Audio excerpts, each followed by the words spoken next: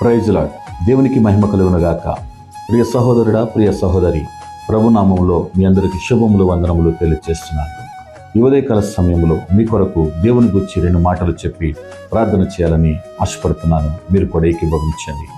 యోహాను సువార్త 3వ అధ్యాయం 16వ వచనంలో, దేవుడు లోకమును ఎంతో ప్రేమించెను, కాగా ఆయన అద్వితీయ కుమారునిగా పుట్టిన వాని యందు విశ్వాసముంచు ప్రతి వాడు నశింపక నిత్య జీవం పొందినట్లు ఆయనను అనుగ్రహించెను. దేవుడు లోకమును ఎంతో ప్రేమించాడు. లోకమనగా లోకములో ఉన్న మనుషులు, నీవు నేను మనమై ఉన్నాం. మనిషి నశించిపోతున్నాడని, మనిషిని రక్షించాలని, మనిషిని రక్షించి పరలోకానికి తీసుకుని వెళ్ళాలని తన అద్వితీయ కుమారుడు, ఏకైక కుమారుడైన యేసు ప్రభువారిని మానవునిగా, సశరీరుడిగా ఈ లోకానికి దేవుడు పంపించి ఉన్నాడు.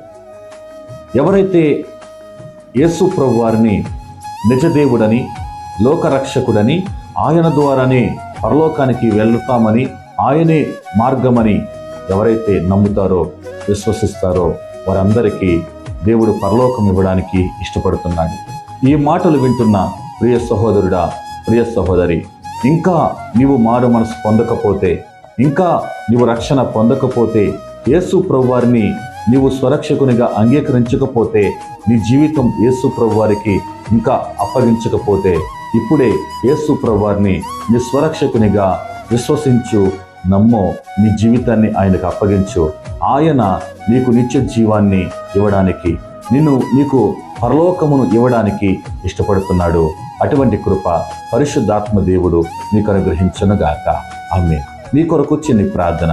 పరిశుద్ధుడైన తండ్రి, ఈ మాటలు వింటున్న నీ బిడ్డలను దర్శించండి. ఈ మాటలు వింటున్న